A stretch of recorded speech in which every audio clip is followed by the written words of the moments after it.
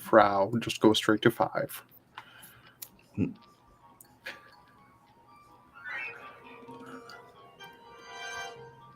to a world of thrills, a world of drama, of capes and tights, a world where death is revolving door.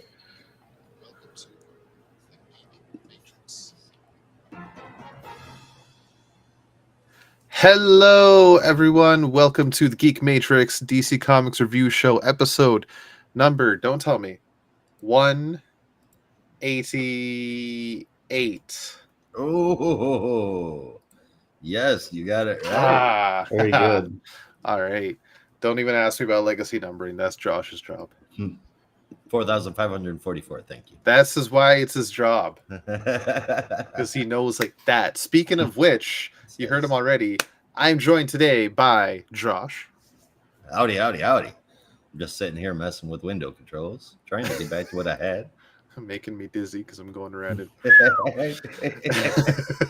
And Brandon, welcome Hello, back, everyone. buddy. Yeah, good to awesome. be back. Good to have you It back. is good to have you back. Yeah, and what a week to come back. Right? I'm fucking excited to talk about the books this week. Oh yeah, It's been some fun stuff. And we were rattling off a bunch of comic book talk before we even started. Sorry, y'all missed out. It was really good. But yeah, we were talking about didn't- Teen Detective Comics. Yeah, and we didn't even get into the books that are here. Yeah. Definitely, while nothing is calling back to the Tynan detective run, we do have some callbacks going on in here, and I can't wait to talk about them. I'm so excited. You guys got any comic news? Because damn it, I need to get to the bonus show. I'm I curious have what one callbacks thing. you're talking about. You have I'm one thinking thing. about it. We have a lot. Oh yeah. Well, Yeah, one thing. I don't know. I don't really flag anything else, but One thing by Finger 11. yeah, no, just the one thing, which is Rob and I have become total shills for Skybound and their new Transformers G.I. Joe Energon Universe line. Yeah. So naturally, if there was any kind of news, we were going to talk about it, and even if there wasn't news, we were just going to talk about whatever the latest issue was and promote that. We still haven't talked about TF number 5. I know, yeah, and actually, well, I guess that's another small piece of news, but I can say that before I get into the other more exciting news. But if you are following the Energon universe, Void Rivals number 7 came back this week, had a brief hiatus, but we're starting a new arc. I actually haven't had a chance to read the issue yet, but I'm excited because the first 6 issues were really fun. Yeah. But no, the news I have for this week is just that as I kind of suspected, following the first 2 miniseries within the, I guess, like new G.I. Joe timeline that they have, Duke and Cobra Commander, we got an announcement today that there are 2 more books joining the lineup that are going to expand the universe a little bit more, and that is Destro and Scarlet, both 5-issue series respectively. Yeah, no, I was like, oh, cool. It makes sense because from my understanding, they're pretty iconic characters within Cobra and G.I. Joe, respectively. Destro, you can get crazy with. Yeah, I mean that's a character that has been dying for a very good backstory for a very long time. Yeah. The other one you said, Charlotte. Scarlet. Scarlet. Okay, I didn't know who the hell Charlotte was. All right, Scarlet. That could be good too. Mm-hmm. Yeah, well, I think you'll be pretty excited for Scarlet when I announce the creative team, if you weren't excited already. But both of them sound pretty interesting. And actually the description for Destro, because I really only know the character through the brief like mentions and like small cameos that they've had within the books right now. But one of the best characters of G.I. Joe. Oh yeah, no. This is getting better. The description is really cool and really interesting. But I'll stop bearing the lead and announce the creative teams. So for Destro, number 1, we have on writing Dan Waters, which is always awesome, with art from Andre Bresson, who anyone who's read Birthright or Dark Ride is going to be super excited about that. And over with Scarlet, or over to Scarlet, That's a pretty good team though. I'm yeah, happy with no, that I one. mean, Destro, that could be I'm damn good. yeah, I'm just excited to see what kind of story they have. But for Scarlet #1 on writing, we have none other than Kelly Thompson with art from Ah! Marco Ferrari. So Yes. yeah, no, I'm super excited. More Oh, Kelly Thompson that's is always awesome, good. dude. Yeah. That's awesome. Sign me up for that shit. Yeah, and the previews are over on AIPT right now, so you can check them out. It's like 3 pages, and they have all the covers and everything.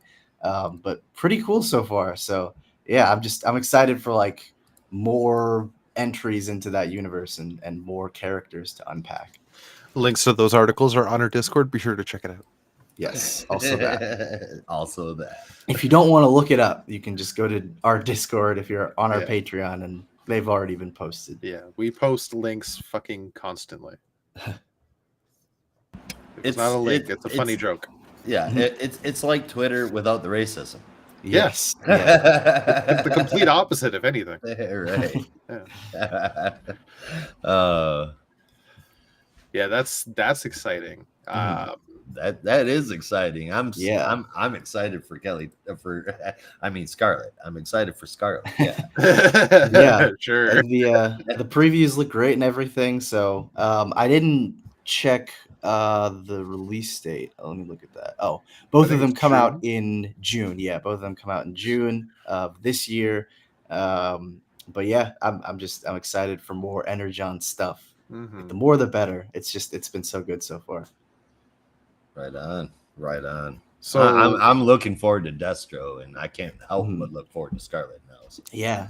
What were you gonna say, Rob? Well, speaking of Energon universe, Brandon, we have not talked about Transformers #5, and you had asked me when it came out if I had had the chance to read it, and I didn't for a bit, but now that I have, what do you think? Well, no, I mean, I'm enjoying it as I always have been.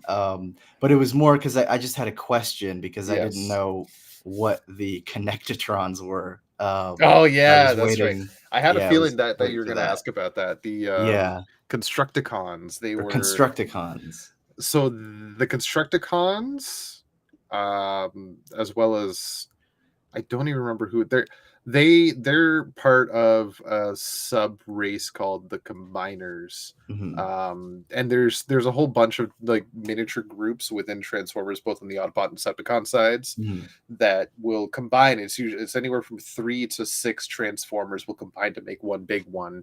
And the Constructicons here make Devastator. Which was one of the more formidable villains in like original Transformers lore, and I think Devastator was the first combiner, which makes him the most iconic. I could be wrong, but I think the Dinobots also combined at one point. I could be wrong, but I think it was only the one time. The Constructicons, they were all like heavy equipment. Yeah, they were heavy machinery, like a backhoe and a dump truck, excavator. Yeah. So that's why cool. they're construction vehicles, and combined to form Devastator. Yeah, which is way cooler than Captain Planet. Do you say that? But I don't believe you.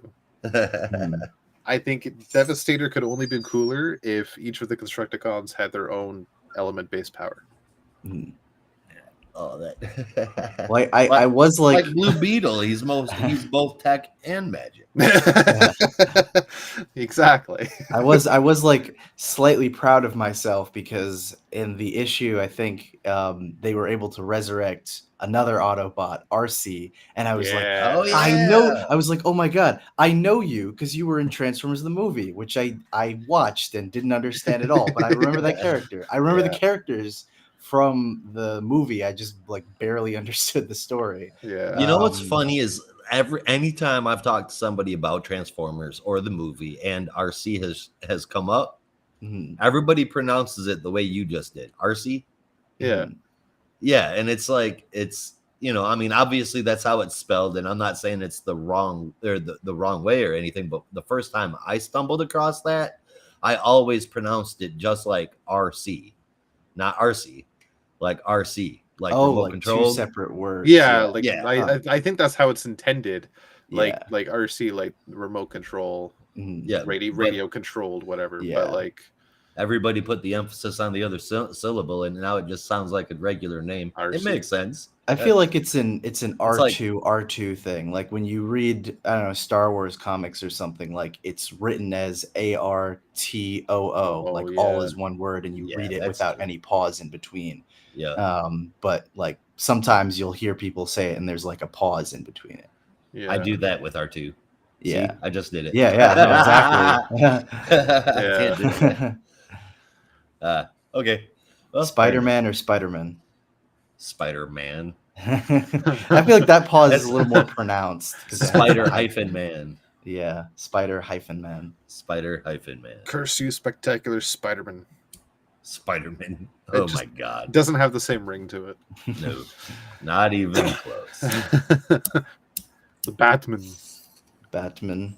Yeah, see that only works. If Well, you're we on do Fortnite. actually have a hyphen in a Batman comic this Yes. very week. For the Yeah, So first you time have in to say decades. Batman, not Batman. The Batman. Yes. The Batman. The Get to the Batman. Batmobile if you want to live.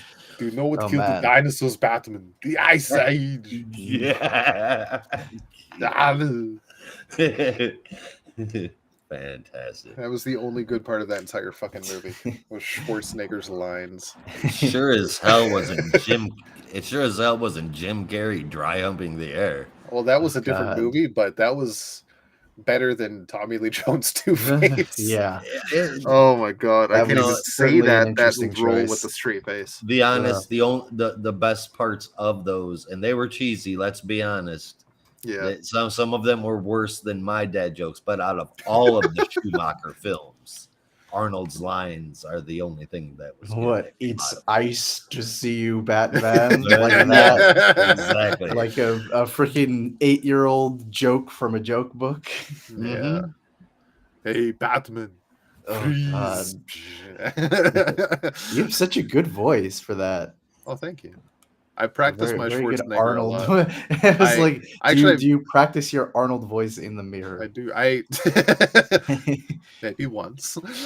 Maybe. I wouldn't used judge. to aspire to be like an impressionist, so I worked really hard at I even like looked up impressionists and got pointers about Yeah. doing a Schwarzenegger. I actually have two versions. Well, which you I got the call- sound like I got the just perfect. Terminator and the Pumpinator. Oh No, Oh. no. It was the Pumpinator and the Governator is what I call it. So the Pumpinator, Oh. the Governator is the one I just did. Where he's a Mm. little older and a little more grizzly. He talk with a lot of but the Pumpinator is younger Schwarzenegger from the 70s, where he talked more like this. He didn't Yeah. have the grizzly voice. He was more like this. Can you give It was me a very smooth. Pumpinator Crom, please? Have you seen Crom? Conan the Barbarian? I actually have not. Oh my god! Oh, I love that no. movie. Yeah, I've never actually watched that one. Oh, You because know there's what? that scene at and- the end, right where they're about to face off against the army, and he's like, "Crom, I do Wow. not have the, I do not pray to you. I do not have the tongue. I can't do the voice, but Okay, let me see if I can find the line. Uh-huh. You'll have to. yeah, But, it's just like you- prayer you- to Crom." How You have to watch the Conan movies, and because you haven't watched them yet, as a penalty, you must also watch Red Sonja. Oh God! Ugh. I don't even think I've finished that movie. Okay. No, that's one that's definitely should have never made it Oh, to the movies. yeah. It should have stayed in the comic books, which is Seriously, which I is mean, pretty good. I mean, I'll say I'm not a this. regular reader, but they used to No. be pretty good. No, okay, I'll say this because I had a Red Sonja phase, like every high school boy does, I'm sure, for obvious reasons, right? But Well, yeah. there were actually a few books where I was like, wow, this is like it's not even about like the ooh, hee, hee, I get to read my TNA thing. Ooh, will mom find out? But there actually are a couple runs that are like genuinely really good.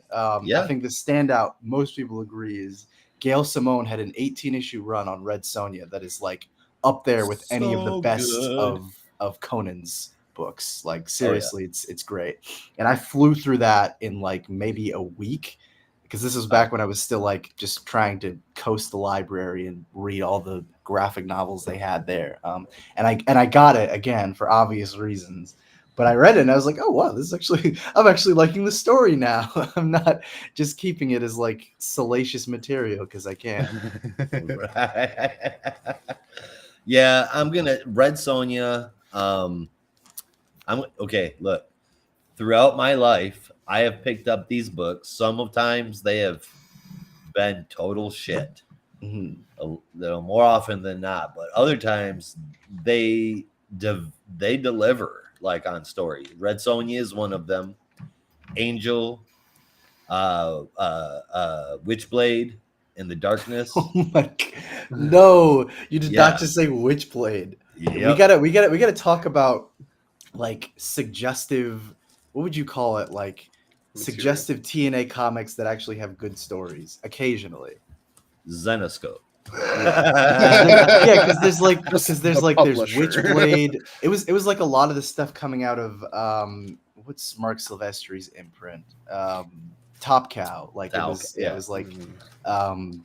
back yeah, back then. Is Top Cow even still releasing? oh yeah. No, they still do the talent contest every year. And they still put out books, but I don't think it's as much as the mainline Image books. But no, there's like Witchblade and Fathom, like all these characters that you look up and you're like, I know why people are reading this, but then you read it, it's like actually that wasn't half bad. Sometimes, not all the time. Yep. Um, Yeah, not all the time. There's a run from I think it's Ron Mars actually that on Witchblade that most people are like I you know why most people are reading Witchblade, but you read the run from Ron Mars and you're like, wow, this is actually something I can engage with properly. I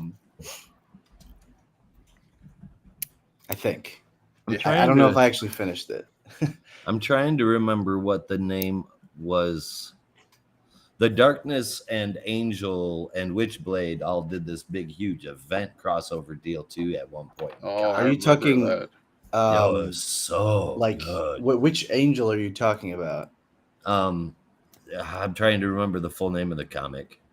Is it Um, just Angel? well, because I know because Is it Angel Angel is Fire? the I think well it's something else because Angel is the Buffy character I think, but there may be another. I think I know what you're talking about, but it might be another name. I can picture it. I know because I think Dad was Yeah. reading that one. I remember kind of what that is. Yeah. Sounds very familiar. Sure, it wasn't Angel Fire. It might be Angel Fire or Angelus. Oh, is it Angelus? I was Yes. about to Oh, say. okay. Yeah. Yep, Angelus. Who Yeah. obviously, if you look at that character, it's also like, well, that fits in with Witchblade. But Yeah. I mean, yeah.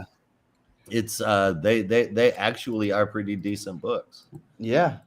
They've got some good stories sometimes. Now, I would say on the same Sometimes. publisher, I would not go into any of the Grimm fairy tales or the Wonderland books expecting to have an Eisner Award winning experience. I've never touched those not because gonna by happen. that point I was like, yeah, I'm done. I'm not even No, gonna. yeah. I don't need to those are read for- that shit anymore. But those are yeah. for people less hydrated. Let's say that. Exactly. That's a good way to put it. Which books are we talking about? Grimm It's like fairy the tales. Robin Hood, Oh, like yeah. that shit. Yeah. Yeah.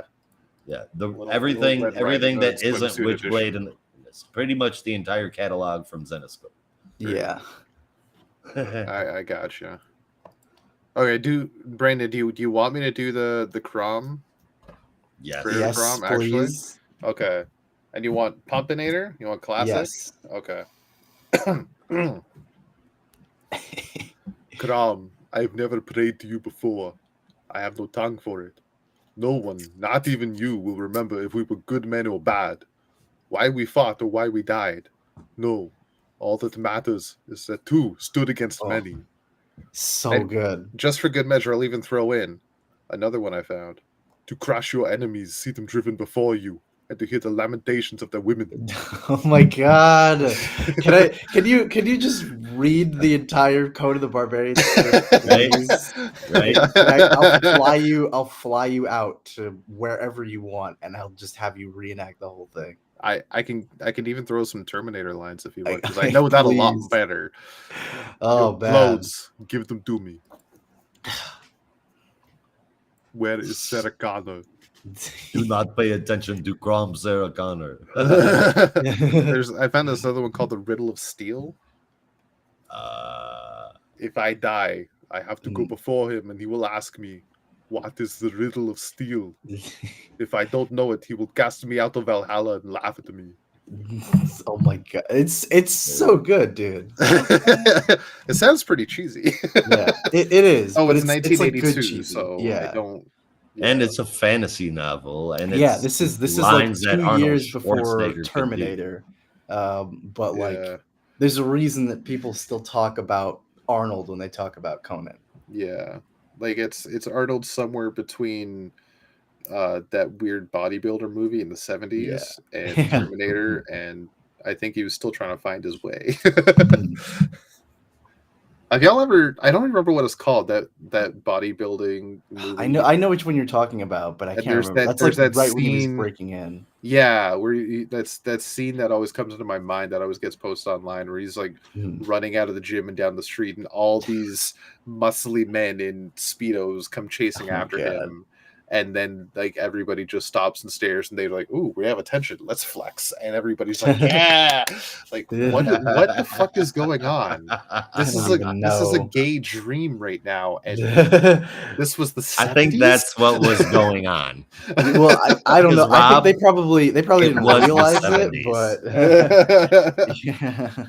Most people's blood type in the 70s was cocaine. Yeah. Well, I won't deny that was probably a cocaine fever dream of a script, but yeah, for sure. Either that or Schwarzenegger. What movie? I know which one you're talking about. I can't remember the name. What it's called. Yeah, Schwarzenegger, all coked up. Cocaine Arnold. Cocaine Arnold.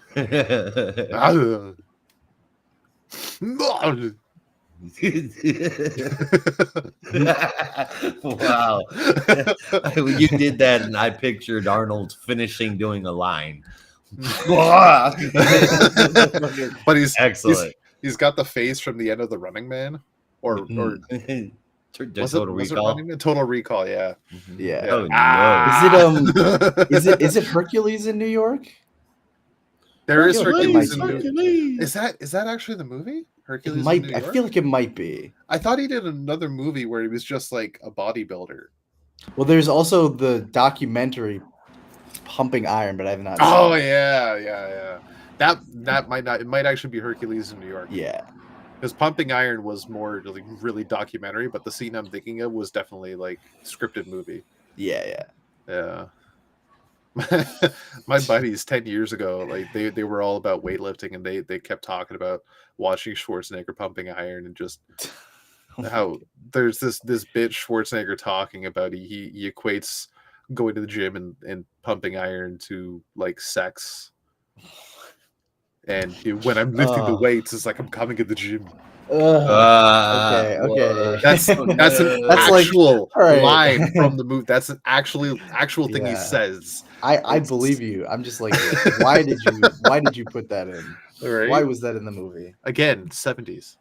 Again, it's cocaine. Gay fever dream. Yeah. Gay cocaine fueled fever dream. Again. If it can happen to David Bowie and Mick Jagger, it can happen to any of us. On this episode of the Geek Matrix, the guys talk about Arnold Schwarzenegger for half an hour. All right, maybe we should talk about some other stuff. An Always Sunny supercut. So, guys, let's do a comic show. The gang talk about Schwarzenegger on coke. Oh my god! This is literally that episode where they're they start the podcast and they're like, "You call me Daddy? That's not my name."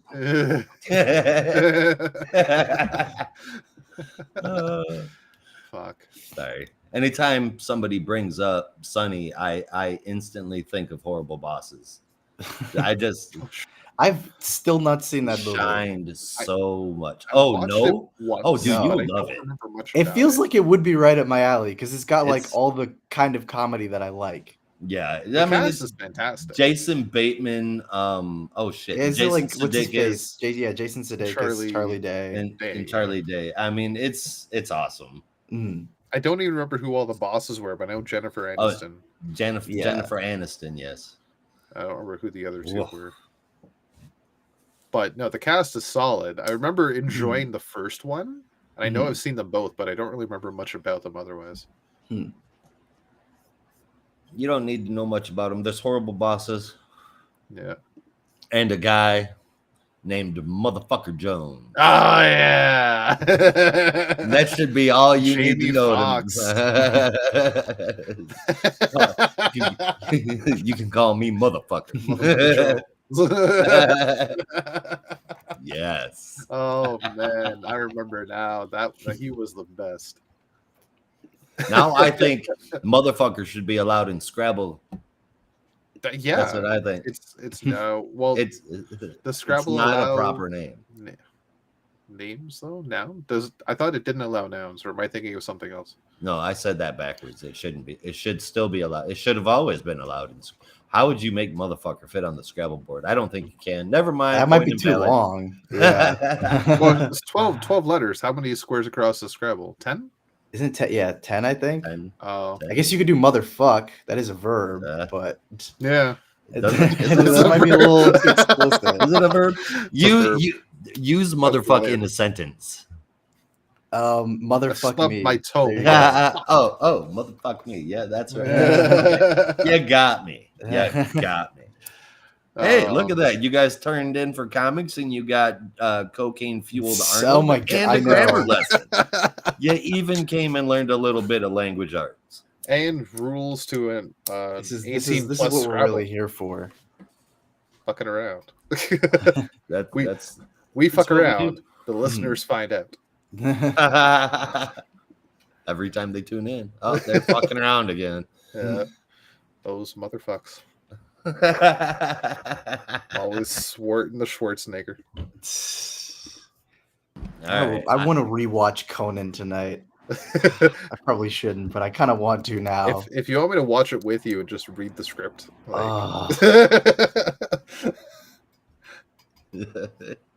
Just download it. Oh my god! And it's on. Oh no!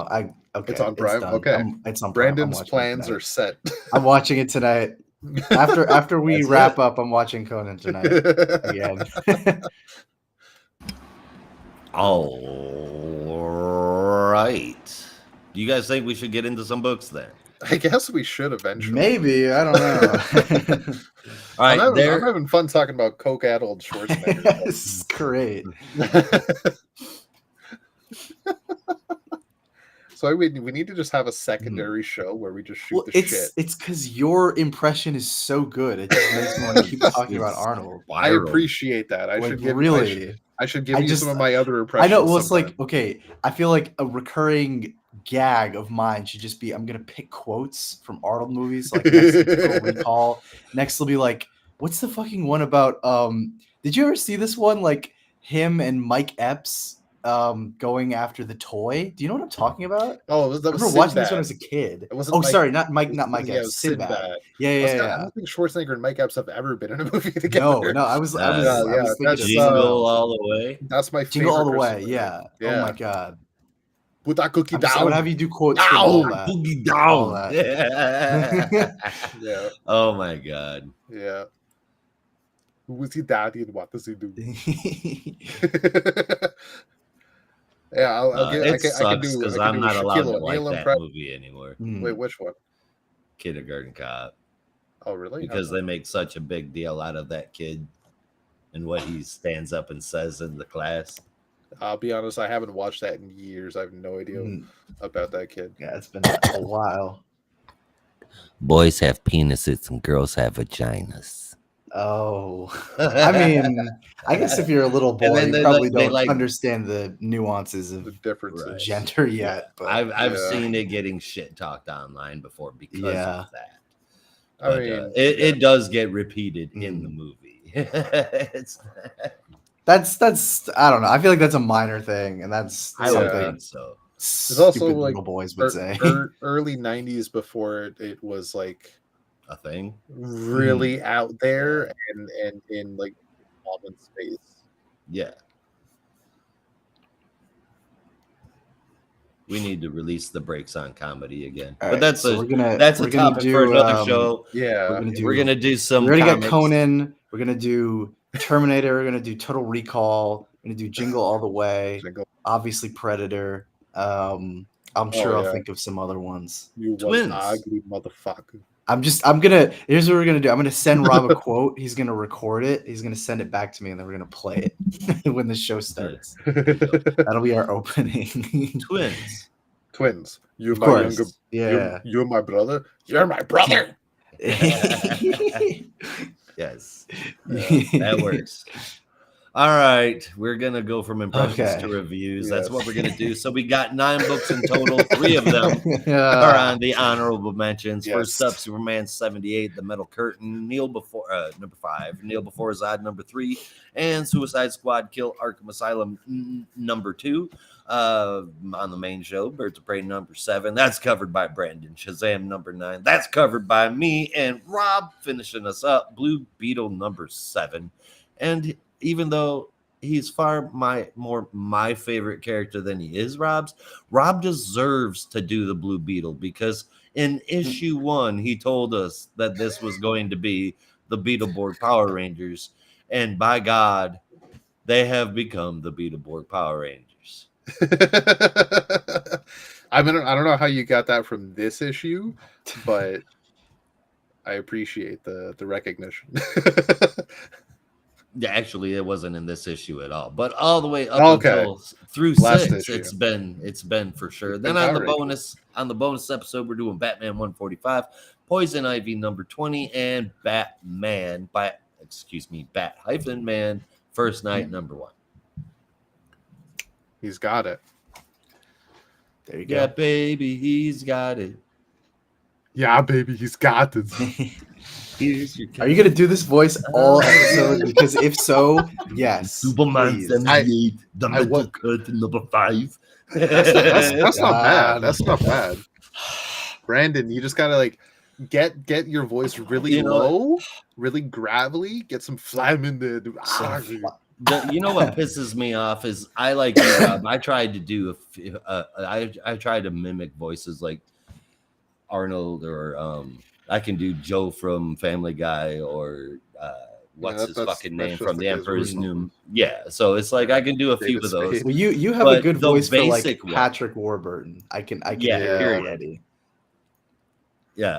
Wait, that's you a haven't seen squiggity Venture squick Bros, have you? squiggity. I love that show. Oh my god! I've seen a few episodes. Oh, man. But the one, Oh. the basic one, the one that everybody learns how to do that I have never even been able to come close to doing is Christopher Walken. I've I was trying to think about it. I was like, been how can you do able. that? It's an impressionist. That's one of the first voices they learn almost Mhm. every single time.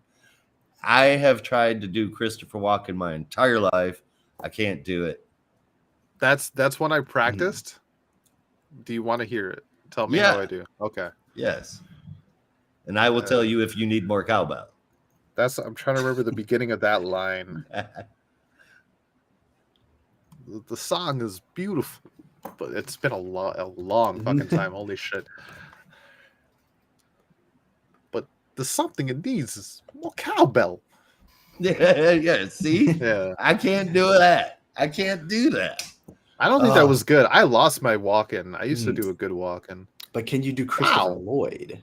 I just really just Marty, Money. go back to the future. We sent it to 1955.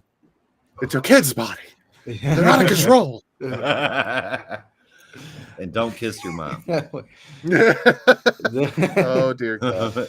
That's how you become your own grandfather. Yeah, and that's sticky. It makes Mhm. Christmas weird. Yeah. All right, we've covered news and all kinds of craziness. You guys want to jump into some birds? I suppose we can. I can't fly, but I'll try. Let them catch you and carry you Yes. away. Oh, I love Well, I don't- These birds in particular may have the ability to do that, especially one of them. I don't want to endorse R. Kelly on this show, but I believe that you can Where is fly. this going? You I know where believe it's you can. going. You already know. I believe that you can fly, so I think you should just believe it too. That's just I had to that's put a little dangerous. caveat.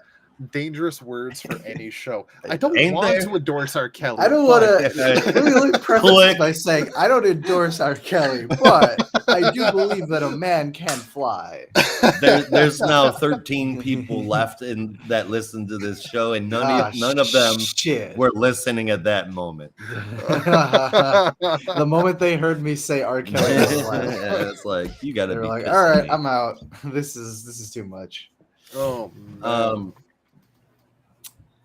Okay, Birds of Prey. so number 7. so this is even applicable to this book. You could have done Steve Miller Fly Like an Eagle. I guess I could have, Yep. but Rob R. said he Kelly. didn't believe he could fly, and I took it there. Brandon's just Unwisely. over there like, I don't see nothing wrong. No, I would never. Not in public, anyway. I don't. Yeah, right. I don't That's want to like face that. that. No. R. Kelly Okay. don't deserve it. Whew. Birds of Prey number 7. Let's take flight with these birds sooner rather than later. Written, of course, by Kelly Thompson, with art from Javier Pina, colors from Jordi Belair, letters from Clayton Cowles, and a really great looking cover from Leonardo Romero, and I believe also Jordi Belair.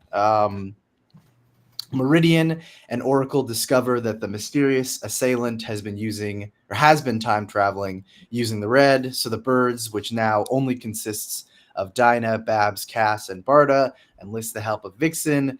Not really spoilers if you were looking at the covers recently, but still super exciting. Awesome. Sorry. You're good.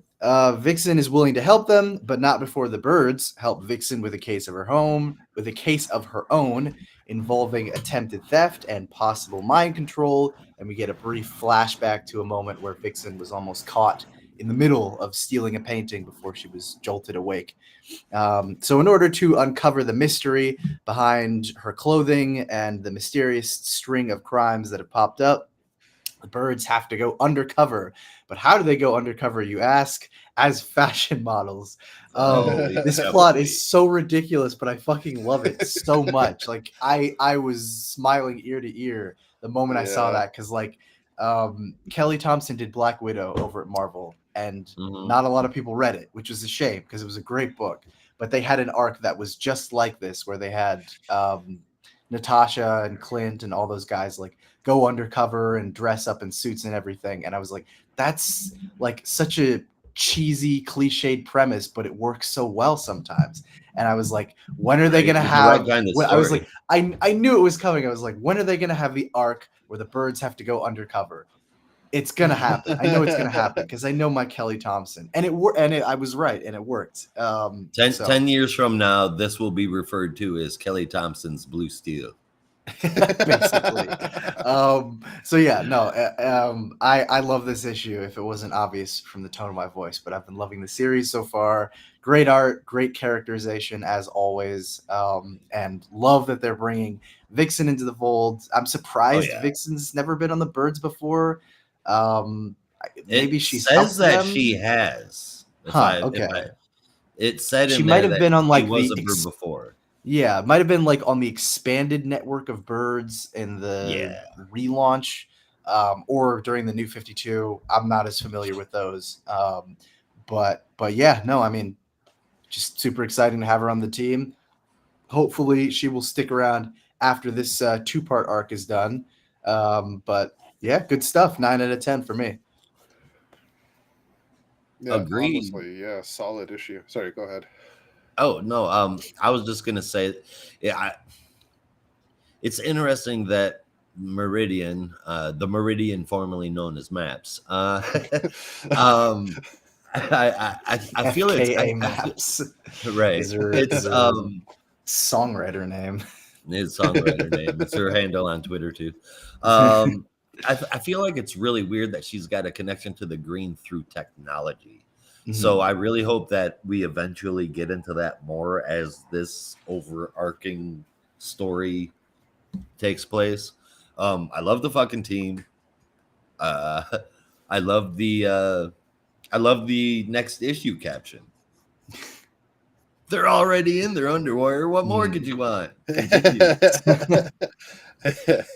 Which seems like such a sleazy like tagline, but I don't know. I It just saw that comes and I was from laughing Kelly my ass Thompson, off. and you know Yeah. that's not gonna be. The I know exactly what she's trying to do, and it's hilarious. Yep. I think it's a cool kickoff to a new arc, even if it's only 2 issues long. I dig it a lot, and it continues to be one of my favorite books with both story and art. I just eat it up. 8.25 out of 10.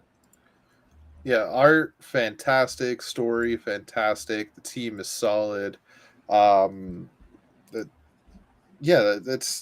a really interesting direction. I'm liking the revolving team right now, even though they lost 2 members? They lost Xana and Harley, and then they gained 2. Vixen and Barbara. Babs. Yeah. And Meridian seems to be maybe having a more active role in the team. She's what I will call the Charlie to their Angels. Basically, yeah. There you go. Yeah. I like that. I just thought of that. Or the Professor X to their X-Men, whichever you prefer. But nope, Charlie to the Angels. Charlie to their Angels. That works. That's genius. I thought maybe like a bit more like Professor X to the X-Men, because at least Meridian goes into the field and Charlie was always like hidden. That's true. But Charlie was a good one. But besides the point, it's a lot of fun. I did have a point that I'd thought of while Josh was talking about his, and then I completely fucking forgot about it. I hate when that happens. I know. So yeah, I'll have to just move on for now, because I'm not going to sit here for 10 minutes trying to remember. Let me come to you later. Yeah, in the bonus show, or like right as we sign off on the bonus show. It's like, oh shit. But yeah, no, this first time. 8.75 for this one's honestly a solid book. If you're not reading Birds of Prey, read Birds of Prey. You need to. Oh, it's so good. We were talking about that in Discord with Nathan the other day, and he feels like this is a less than stellar book. He feels like it's just an average read. While did he? I thought he liked it. Wow. He said it was okay, but he said that it was basically just an average read. I personally think that it very well could be. It may already be in the top 3 Birds of Prey stories. Oh yeah, like I'm putting this right definitely behind Gail Simone, like without a doubt, bro. So far I can't help but agree with that 100%. Yeah, because it has the same dynamic, it has the same kind of character interactions, but it's not copying it. It has the same, I guess, feel, but it's doing it in its own way, which is exactly what I want from the Birds of Prey. Yep, and the art goes a long way to help differentiate. From everything. Yeah. I remember now. Yeah, he was saying in 5 years, is anybody going to be talking about this run? And I'm in sure. General, I'm a pretty good tell with this stuff. Yeah, I think in general, this is going to be like this isn't going to be broad term conversation material. But if anybody brings up the Birds of Prey, this shit is getting brought. Oh yeah, this will definitely be top 5, if not top 3. Definitely. Right now, it's number 2. I have to agree with you. It's right like I could just tell from issue maybe 3. I was like, no, this is going to be the one. I can't say for how long the series will go, right? I don't know if it'll be a 50 issue epic like Gail Simone's. I think it was longer than that actually, but that I'm just ballparking a number. But no, even I could tell it's like this is got the makings of something special. and it Remind doesn't me of have the veneer of, even though we're not going to get into that because it's a controversial opinion, but I have been gone for a little while. But it doesn't have the, what I'll call like the faux important lens of a book like Wonder Woman, which wants you to think that it will be a book that will be remembered 5 years from now, and it probably will be. I'm sure they'll collect it in all sorts of ways. I don't even dislike that book, but like even I can tell they're writing for the, we want this to be the big special important book that you can put in, airports or something, because it's that iconic. Maybe not an airport, but you know what I mean, where it's like it's so heavily circulated that it's recognized as a great, like a Mr. Miracle or something. Yeah. But no, this book is genuinely special. It doesn't have to pretend that it's something that it's not. Yeah. I'll agree with you on that.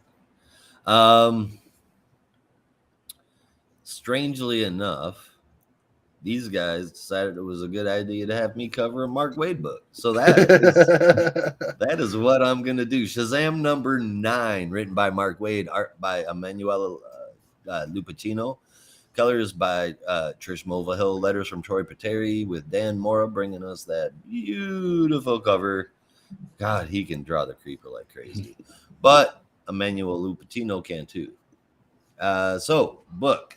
We start out with a brief robbery by the creeper before we move over to Billy Batson and being interviewed by Jack Ryder, aka the creeper, on his TV show. I forget the name of it. I forgot to share the cover. But I forget the name of it. But I think it always changes the name of his show. Like every time he shows up on his show, it's got a different name or something like that. That might be the case.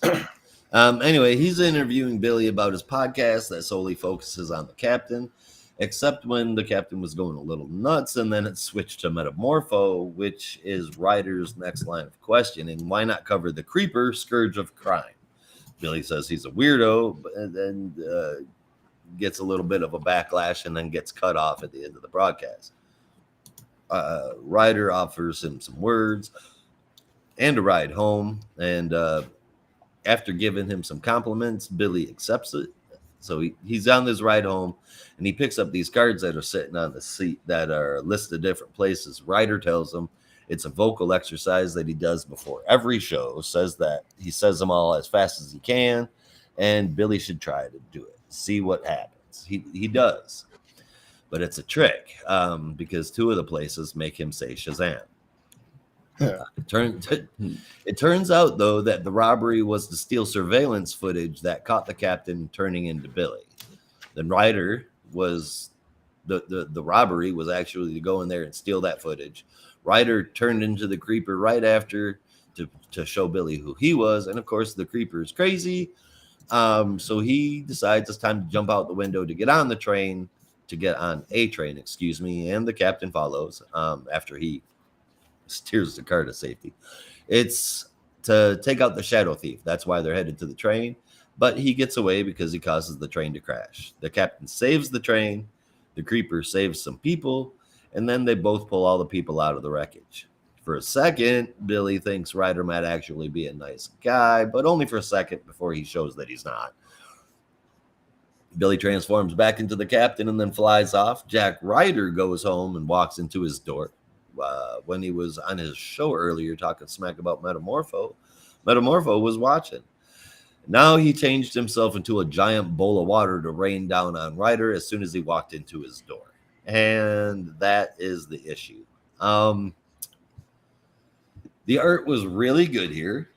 Really good. I really enjoy it. Lupacino almost never disappoints. So that's not much of a surprise. As far as the story goes, Waid did an excellent job writing Jack Ryder. He picked up the perfect pompous attitude and like seamlessly wove it into the wacky, sick weirdo that is the creeper. And he never lost it. I'm thoroughly impressed. Best effort from him that I have seen in 2 years. I think this was a great issue. It might be because I enjoyed the way he wrote Ryder, and Ryder was basically the story here. but I enjoyed it. Wade wrote it. This was Shazam number 9, and I really liked it. It's a easy 8 out of 10 for me. I'm so happy to hear that. So It's happy. I also was funny worried you to were going to me. hate it. Yeah, it's also funny to me because this is Wade's last issue, and that seems like the only issue that you've liked. Is it is really? the only- 9 issue run, yeah. Wait, there's no more. I thought that was still going. No, the series is still going, but Wade is leaving the title, and I think Oh, it's shit. Josie Campbell taking over. Oh yeah, that's right. Mhm. Interesting. So I thought that guess was he was later saving on. the best for last. I mean, in your opinion, of course, but Well then, well shit. I'm happy to hear that you enjoyed it. I know you were talking about the Creeper a couple of weeks ago, and I don't remember what was it. We were talking about Brave and the deceased because Bold? I'm a tree lobster for life. Yeah. We talked about it last month because at the very end of it, the Creeper showed up in the Right. Shazam book. He was in the cupboard of at the Wait, at Billy's house. I don't know. That wasn't the Creeper. That was something else. No, it was a Creeper, and that's when I was like, he In the better cupboard. do that right. Yeah, he was hiding in the cupboard. Where Taki Tani was making dinner. Yeah. I can guarantee you, because I've looked at solicits, that was not the Creeper. Because that's a story point that happens later on. Not to give anything away. Okay, well, Yeah. you guys keep talking while I. And that's another reason why I'm so surprised to hear that Josie Campbell was taking over so soon. I thought it was later because I knew there was more story to tell for Mark Waid stuff. So yeah, no, this issue, it was a lot of fun. It's a perfect little one-off issue. Really well drawn, really well told. I think captured the innocence of Billy while also capturing the arrogance of Ryder and meshing them quite well. I must say it was. I'm not going to call it the perfect comic book, but it's a really fun comic book. Really fun read. I don't think you can go wrong unless you just don't enjoy fun one-off issues, and which is fair. If you don't enjoy one-off issues, you don't enjoy one-off issues. But as far as one-off issues go, I think this was great. So it's getting a 9 out of 10 for me. All right, so I just checked it myself. Yeah. And it's not the Creeper that's it. Oh, well, you can't see it there. Yeah. Our faces are covering it. Yeah, it's got 3 eyes. There you go. It's got 3 eyes. It's not him in the cupboard, but in that panel is where it says the Creeper. The Creeper, yeah. So yeah, next to the Creeper. So yeah, that's where you got it from.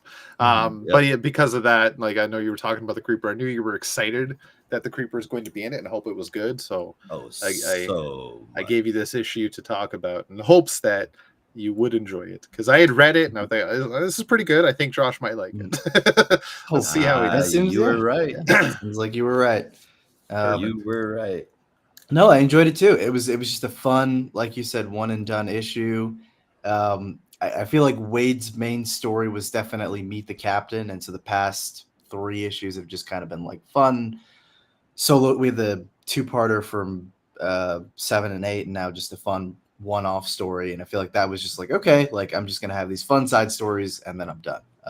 So good way to end it, like I had my main story, had a little fun on the side, and then that's it. So it's if you're looking for like some big cathartic conclusion to his overall story, I think Meet the Captain is probably where that will end for you. But other than that, no, it was just a fun one. So 8 out of 10 for me. This has made me want a 3-issue Creeper mini from Mark Waid. Could happen. Careful what you wish for. You see, you say that now, and then that happens, and you're like, "This sucks." Or he worse, did so an excellent job of writing the Creeper here. all I'm gonna say is, Metamorpho. all I'm gonna say is, just be careful what you wish for, because you may get that, and you're like, "Oh hell yeah, Creeper miniseries," and then you read it, and then you're like, the writing is terrible, or worse, the writing is good, but the art is from someone you hate, and you probably Oh already no. can think Yeah, who that might be. it's So, yeah, it's the Creeper drawn by Riley Rosmo. Oh, the Jesus. Creeper I wouldn't drawn even be by. able to tell who Well, it was. see, I would say Mike Diodato, but that might actually work. Not in a good way, but it might work. I think Riley Rosmo would work way better than Diodato. Yes, yeah, I wouldn't yeah. be able to tell what it was if Riley Rosmo tried to draw the Creeper. I would it'd be able to tell what it was if it blob was with Mike fur. Diodato in the worst ways possible. It's would have- the only time you'd ever see the Creeper with a 12-pack. Yeah, Yeah, but I think basically.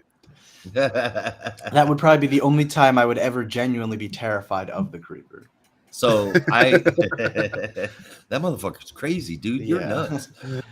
No, I changed my mind, and now because he has been so big about writing books with more than one character in it.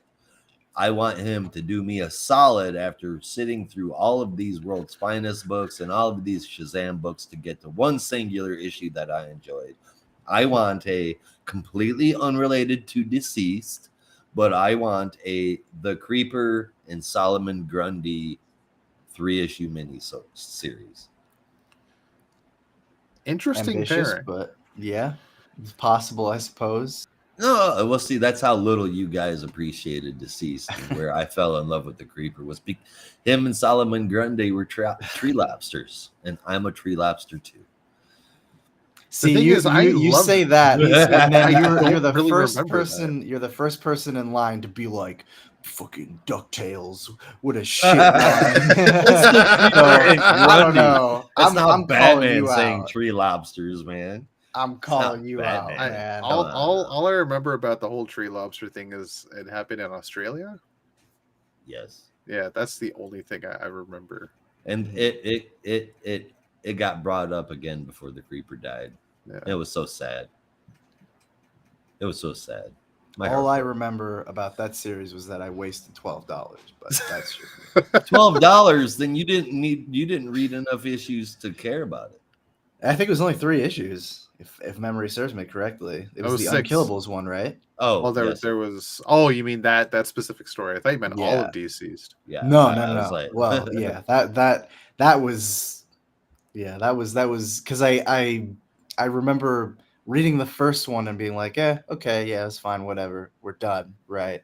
And then the second one was, I'm just buying this out of obligation because I want to finish the story, which is why to this day I've still never read DC's Part 3 or whatever it is. Yeah, I mean, the thing that caught crazy. everyone on DC and what really caught me was the last page of issue 1, which was the most unexpected thing of Batman being killed. Like that, you wouldn't expect that in a book about zombies. You think Batman would be the one person to survive. Well, especially with the cover, which made it seem like it was, a freaking Army of the Dead type of story where Batman is fighting a bunch of zombies. Yeah. But that did not happen. Well, that was another great thing about the covers is that one, as well as many of the other covers, were homage covers. Yeah, I think that cover was an homage to New 52 issue 1, Batman. Oh yeah. With him fighting a bunch of villains. I think it was issue. Yeah, I can see that. Yeah, I think the I never framing put is a that little together, different, but I though. can see that. Sorry, Josh. I said I never put that together. Oh yeah, Yeah. Oh, there was a few homage covers. Mhm. There was one variant cover I think was an homage to Crisis number 6. I think it was 6. The one with Supergirl. Oh, Superman yeah, holding yeah. Supergirl. I remember they were doing the horror movie covers, but I don't remember the homage to classic DC covers, or maybe one or two. Because there was that one of Nightmare on Elm Street with Poison Ivy. I was like, this is. Oh god, Jeez. I don't even remember that. I gotta check that out. Oh yeah, and I'll see if I can find it real quick. But they should have I know Dreamer wasn't a huge character at the time, but that would have been perfect for Dreamer. yeah, Well, I wanted those so bad, and there was those, and I wanted one other gimmick. I wanted those covers, and then I wanted one other gimmick thing. Both of those, I just wanted all of it. That was do you remember the last round of scratch and sniff covers that they had? Yeah. Vaguely, I think I saw an article about it. It was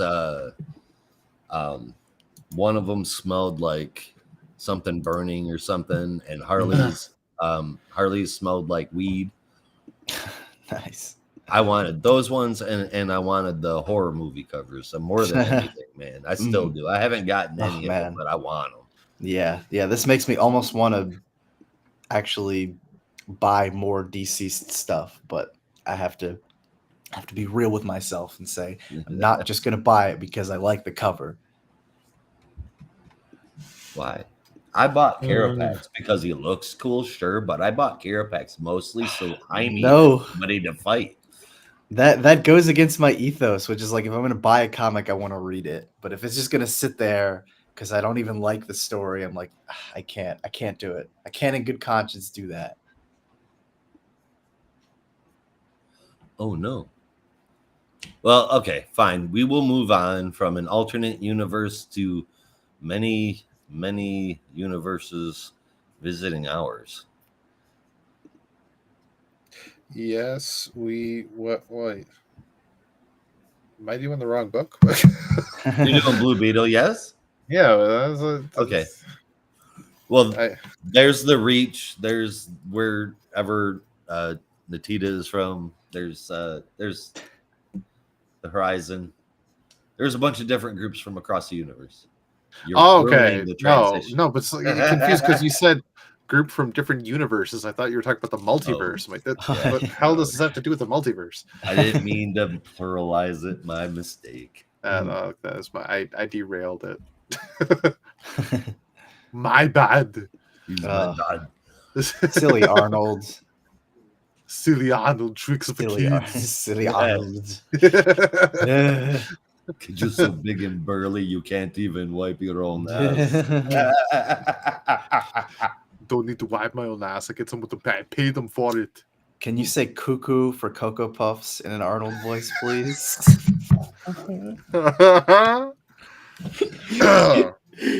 young. Okay, I'm just doing Governator because it's gonna be funnier. I'm cuckoo for Cocoa Puffs. Oh my god! You You should be on Cameo or something. I know you're not the real Arnold, but like you can just be like, I do great Arnold impressions. Give me money. Oh, that's what I was gonna say. So, Fiverr. Yeah, perfect. Oh yeah, Fiverr. One I don't remember who it was, but there was an impressionist. One of the first ones I listened to about tips, and he said, "Here's how you do a Schwarzenegger impression. If you can go, then you can do a Schwarzenegger impression." You know, I don't think I can do that, but maybe I can get to that place one day. Just go grab it. Go. I don't even know what that is. You go,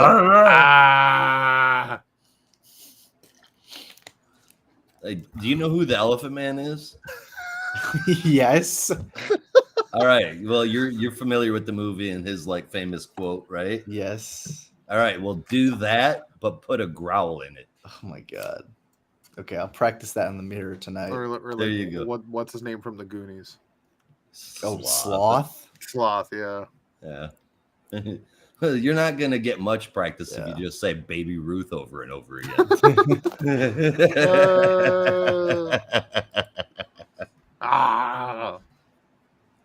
It's like you gotta just like bubbles in your throat.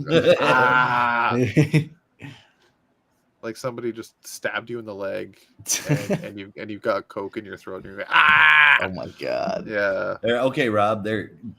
Show Brandon how to do it. Do Arnold saying, "I am not an animal. I am a human being." Oh my god. Oh god. I'm not an animal. Shite, Oh. Kyle. No, Yikes. Kyle. Neither Shite nor Kyle is in that line. I'm not an animal. I'm a human being.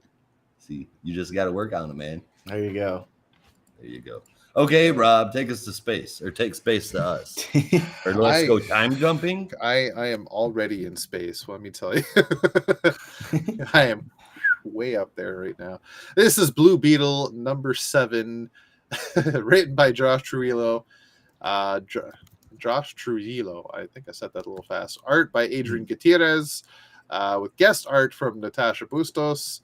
Howard Porter, Cully Hamner, and Scott Collins, with colors from Will Quintana, Natasha Bustos, Hi-Fi, Laura Martin, and Luis Guerrero, with letters from Lucas Catoni, and a very fun cover, I will say, because there's a lot of characters on it from Gutierrez and Guerrero.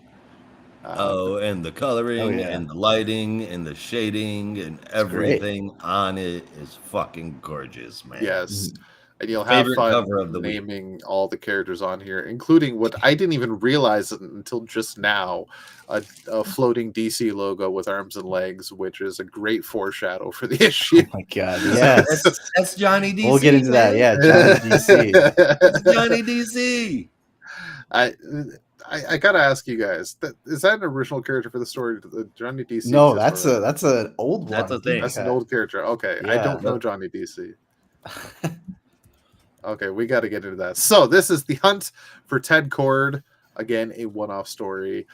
So as we picked up where we left off last issue, Jaime was whisked away, and as I predicted, into time, where he wakes up in front of none other than Booster Gold in a place and a time unknown. Booster is aware of everything that's going on and explains that he is from a few months down the road of Jaime's personal timeline. And he needs his help to rescue Ted, who was mucking around, running experiments on the time bubble, the time sphere. Sorry, I'm still thinking of Legends of Tomorrow, and something happened, and he got ripped into various parts of himself and whisked across the timeline. Reminds me of a certain Captain Atom story, coincidentally, also from Earth 4. So Booster and Jaime now have to enter the time sphere and go across the timeline, as Jaime uses the Scarab to drop excuse me, the time anchors in each timeline to bring Ted back together. The first stop is the old Justice League International Embassy, where Jaime almost instantly comes across Black Canary in her classic late 80s, early 90s garb, which was a fucking choice, if I do say so myself. A great one. A great one. Right. It's up there with Disco Wing, let me tell you.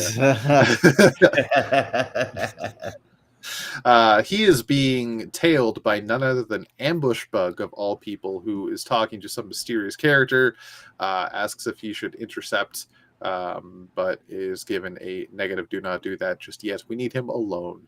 So Jaime enters the embassy looking for any sign of Ted and comes across Maxwell Lord, who is very questioning of Jaime and what he's doing there, but after a little bit of questioning, he kind of just lets it go with a, "I don't care." Jaime drops the anchor and heads on out. And now they're on to their next stop, which is in the future, where the Legion is in some big battle. Excuse me, where Jaime cannot help but intervene because he's ever the true hero. The Scarab keeps wanting to help and activate Legato mode, among other things, but Jaime refuses. Just let him do this himself. He still doesn't trust the Scarab after what happened against the Blood Scarab. So he helps various members of the Legion with their enemy, drops the anchor, and then heads back to the Time Sphere. This time, they're being tailed by Gnort of the Green Lantern I know you Corps. were excited about that.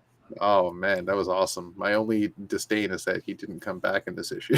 It's the only time I see him. So now they end up the next spot. The next stop is outside Jaime's childhood home in El Paso, where he comes across his mother. And this is Jaime a few years prior, when he's still in high school. And his mother does know that he's Blue Beetle at this point, and is not happy that Jaime is sneaking around outside doing hero stuff and getting in danger, despite the fact that Jaime is actually inside in her timeline. So they have a conversation, and Jaime gets a bit of parental advice from his mother about his own personal goings-on without giving away too much. Drops the anchor and then heads back to the Time Sphere. That shit, I know I've recognized that character. That was The Heckler. The Oh Heckler, my God. thank you. I was Thank so you. just Yes. like I couldn't childlike remember his when name. I saw that. That was awesome. Yeah. way forgotten Keith Giffen character, but Yeah. it's like him and Steve Ditko, and they were trying to do a riff on something like kind of Yeah. Spider-Man, kind of Creeper, kind of something. I don't know, but yeah, not a very good book, but one I kind of love.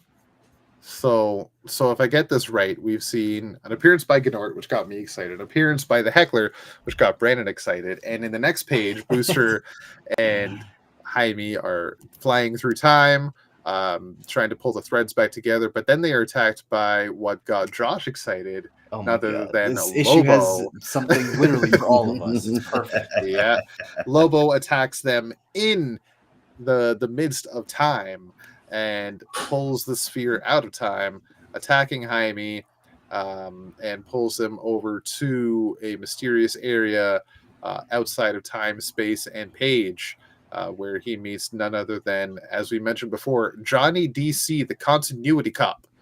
And this is where this book gets super fucking meta. Where Johnny DC, the continuity cop, is now needing to write Jaime up, give him a few tickets about his origin. Has nothing to do with the lazy escapade that is currently going on. His origin is constantly changing, is very convoluted and confusing. Sometimes he's magic, sometimes he's alien, sometimes he's Atlantean. People can't keep it straight.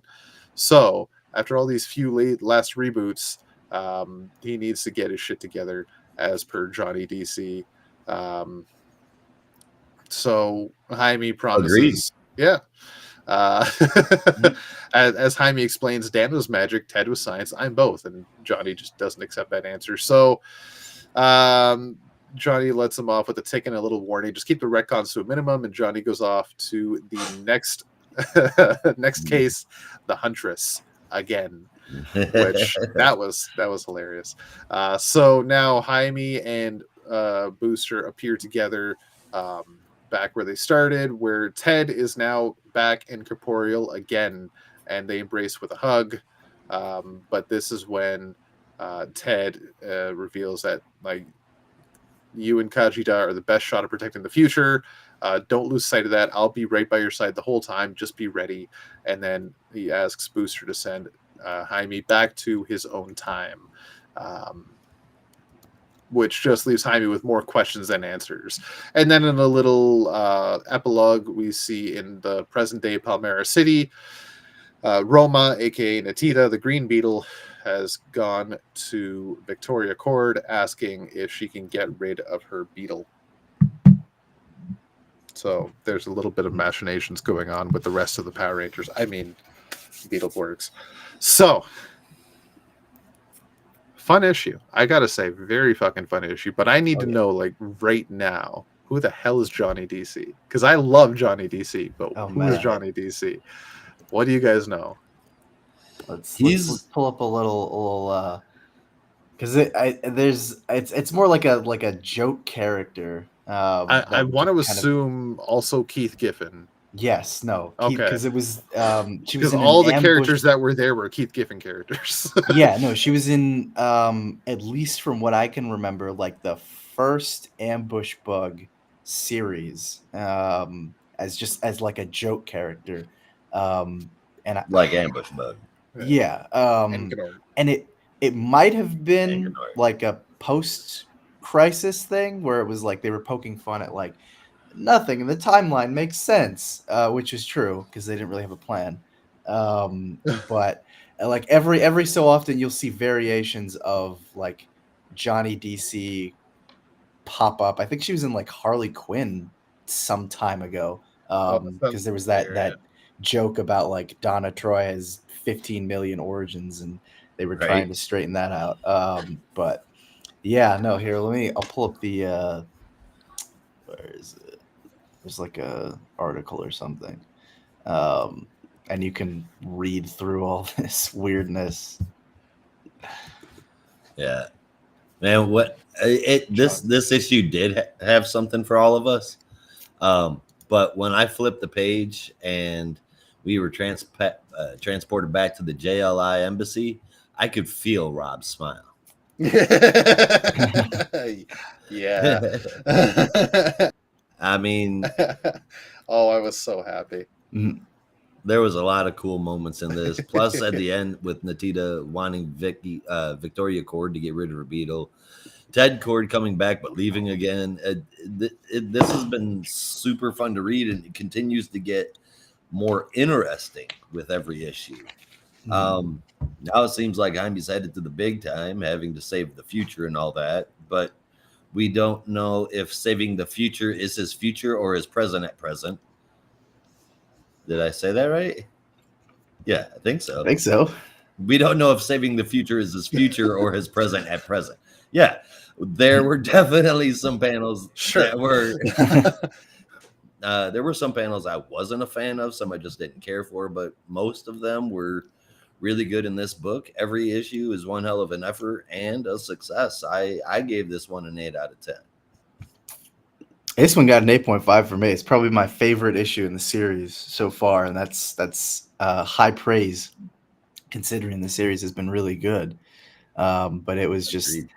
this issue was because I've seen a couple of I guess articles talking about how this issue was supposed to be kind of a tribute to Keith Giffen, and it very much shows. But it Yeah. wasn't just like, oh, here's like a bunch of characters just like shoving it in your face in kind of like a I don't know, pointless way. Like it was still a fun story. It's just like this Yeah. romp across time with Jaime and Booster, but also you get the added bonus of like, look at all the different worlds that Keith Giffen was a part of. So you get your Legion, you get the JLI, Lobo, of course. It was great, and it put a huge smile on my face. So It was awesome. also the art, oh my god, like I appreciated how distinct everything looked from era to era, and they brought back oh my god, I'm surprised you didn't mention this, but Cully Oh, Hamner, I think is his name, who was like the guy Yeah. doing Blue Beetle in the early 2000s, and they got him Yep. to do a couple pages. It Yeah. was awesome.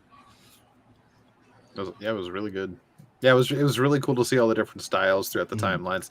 I like when that is a thing because when you get the different styles, it's not as jarring Yeah. because you can expect a difference. yes. Right. Yeah. Yeah. Yes. That works. Yeah. Um, Yeah. As far as this issue goes, it is damn near perfect for Mhm. me.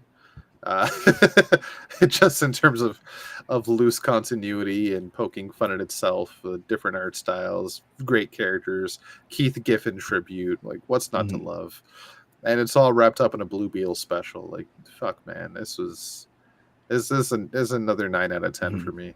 right on, man. Some Yeah. excellent scores all the way around. You guys want to hop in the Yeah. top 3 and favorite moment? Yes, sir. We definitely Yeah. shall. All right. Well, I rated Shazam, Birds of Prey, and Blue Beetle pretty high, and I was very fond of all of them. Yet none of them made my top 3. Yeah.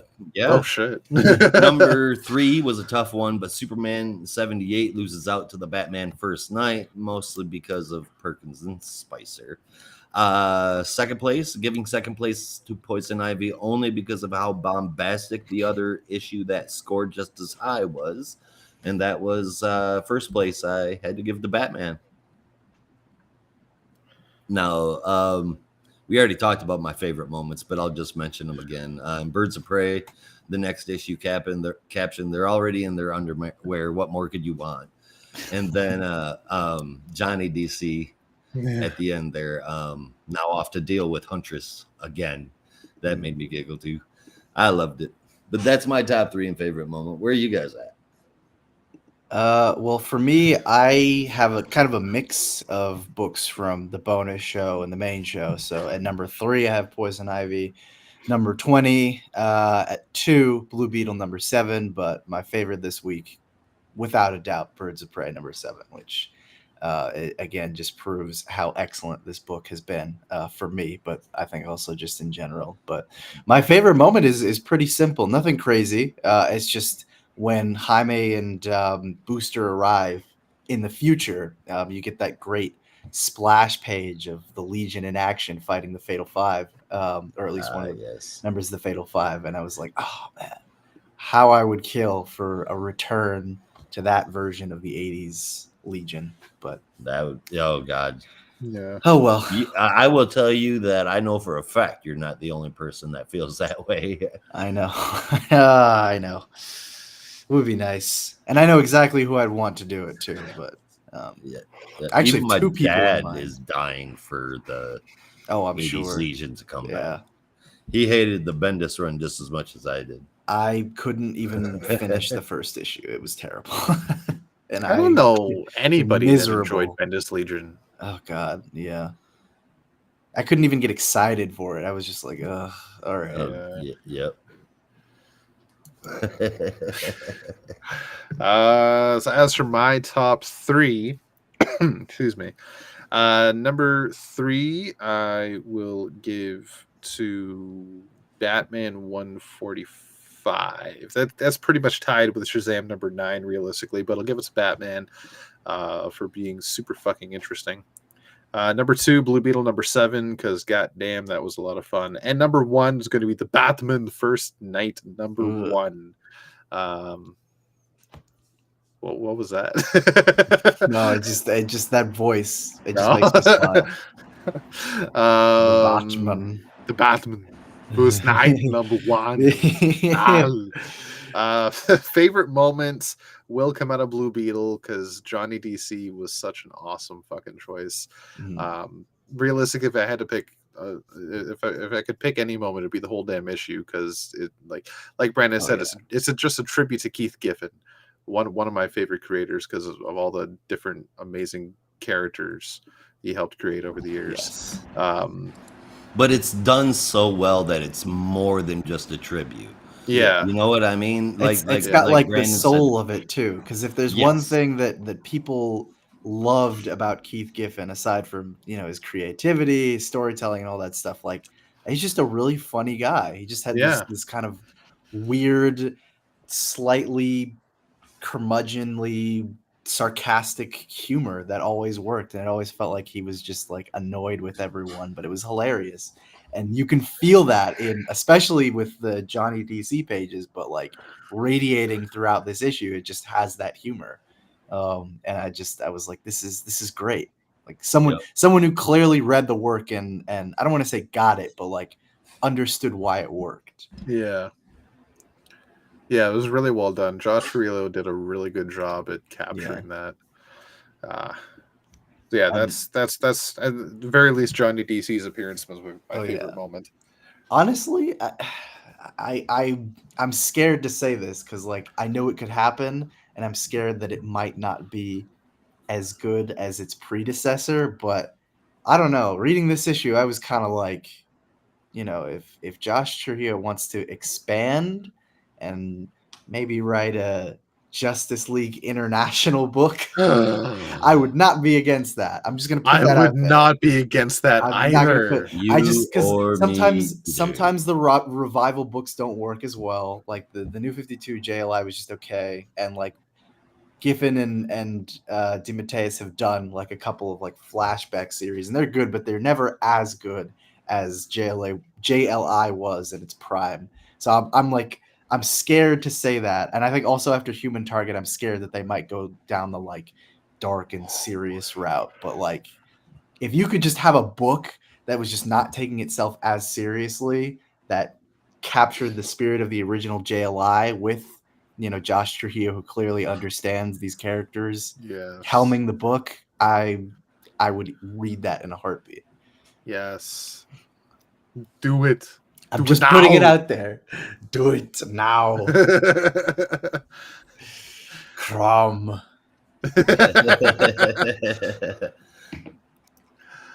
I'd be down. He definitely catches who these characters are.